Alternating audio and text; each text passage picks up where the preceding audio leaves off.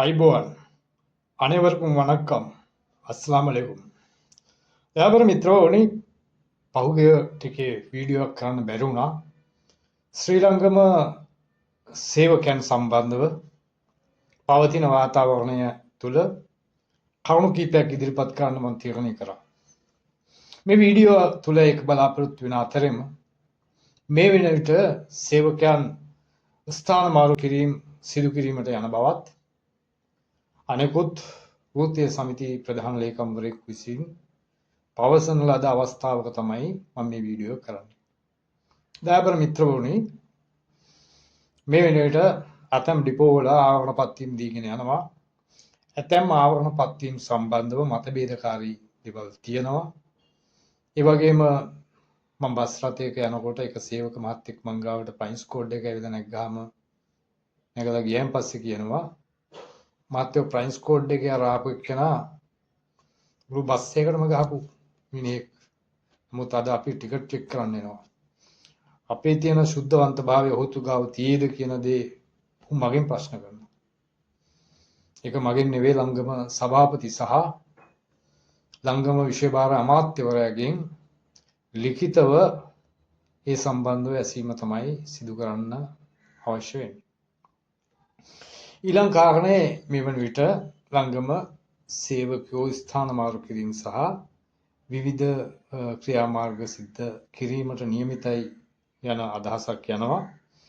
ඒ කෙසේ වෙතත් ඒ අදහසේ ස්වභාවය පක්ෂවලට අයිති සංවිධානාත්මක කණ්ඩායම් විසින් ආයතනය තුළ පැවැත්ම සමබර ආකාරයෙන් පවත්වාගෙන යාමට නොහැකි වන අන්දමේ කටයුතු ක්‍රියා සිද්ධ වෙනවා නම් මේ පක්ෂ දේශපාලනය තුළ එවන් දේවල් සිදුවීමේ අවස්ථාව කිසිදු ආකාරයකින් වැළකිය නොහැකියි. එම නිසා අපට සේවක පක්ෂග්‍රාහීත්වයෙන් යුතුව අපි කටයුතු කරන නිසා අපට මැද මාවතේ අපට ආණ්ඩුව පෙරලන්නවත් තිබෙන ආණ්ඩුව රැක ගන්නවත් වගකීමක් නෙවෙයි අපි සතුව තියෙන්නේ. කල යුතු දේ නිවැරදිව වෘත්තීය තුල වෘත්තිකයන් හැටියට කටයුතු කිරීම පමණයි. ද්වේෂසහගත විවේචන හෝ වාසිසහගත ආමන්ත්‍රණ තුල අපි ආත්ම වංචනිකයන් ලෙස කටයුතු කරන්න කොහෙත්ම සූදානම් වන්නේ නැහැ. එම නිසා ශ්‍රී ලංකම නිර්පාක්ෂික පොදු සේවක සමිතිය ශ්‍රී ලංකම තුල ස්ථාන මාරුවීම් එකිනෙකා විසින් හා කොටා ගැනීම ස්වභාවයන් කුමක් තිබුණත් සාර්ථක වෘත්තිකයෙක් බිහි කරන්න අවශ්‍ය ශක්තිමත් වැඩපිළිවෙළ ආයතන තුළ ස්ථාපිත කරන බව වගකීමෙන් යුතුව මම ප්‍රකාශ කරන්න කැමතියි. ඒ වගේම ඔබලා දන්නවා මේ ආයතනය 1977න් පස්සේ මේ දක්වාම ස්ථාන මාරුවීම් දේශපාලන පරිගැනීම් අඛණ්ඩව සිද්ධ වුණා. ඒ වගේම පෞද්ගලික පරිගැනීම් පවා සදාචාර විරෝධී ලෙස නිරන්තරයෙන් සිදුවෙච්ච තැන. මොකද සේවකයා වෙනුවෙන් ඉදිරිපත් වෙන්න අවංක සත්භාවයකින් යුතු වෘත්තීය සමිතියක් සහ ඊට අදාළ යාන්ත්‍රණයක් ආයතන තුල නොතිබීම ඒකට මූලික හේතුවක් වුණා.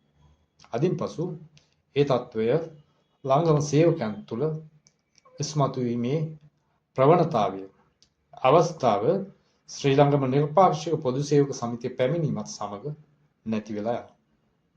ඒ වගේම ඉතිහාසයේ ඉඳන් සිරිකොතෙන්ද ටීවී ජයමාවතෙන්ද නැත්නම් පළවත්තෙන්ද නැත්නම් වෙන යම් දේශපාලන පක්ෂක මූලස්ථානයකින්ද වෘත්තිකයෙකු වෙත තමන්ගේ බලාපොරොත්තු තමන්ගේ හිමිකම් තමන්ගේ නිදහස් වෘත්තීය ජීවිතයට අඩන්තෙට්ටම් වුණා නම් ඒ ඉතිහාසය තුළ සිදුවෙච්ච දේවල් වර්තමානය තුළ හෝ අනාගතය තුළ සිදුවීමේ අවස්ථාව මගහරවා ගැනීමේ උවමනාව අවශ්‍යතාවය තිබිය යුත්තේ ඒ සේවකයන් වෙන ඔබලාට පමණයි.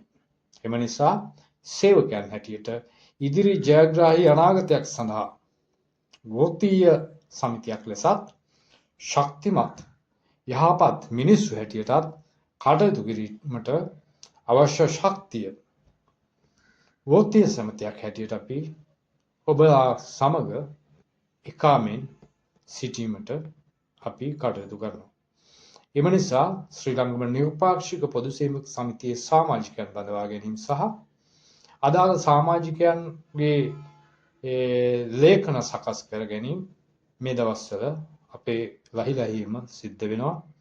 ඒ සඳහා සම්බන්ධ වෙන්න කැමති අය පමණක් විනයගරුක, නීතිගරුක, සදාචාර සම්පන්න යහපත් මිනිස්සුන්ට සිටිය යුතු ජීවිතේ ප්‍රශ්න විසඳාගත යුතු තෝතැන්නක් වෙච්ච ශ්‍රී ලංකා නිර්පාක්ෂික පොදු සේවක සමිතියේ අවස්ථාව තිබෙන බව ඔබට පැහැදිලි කර දෙමින් මගේ මේ වචන ස්වල්පය මින් අවසන් කරනවා. ඔබ සියලු දෙනාටම ආයුබෝවන්.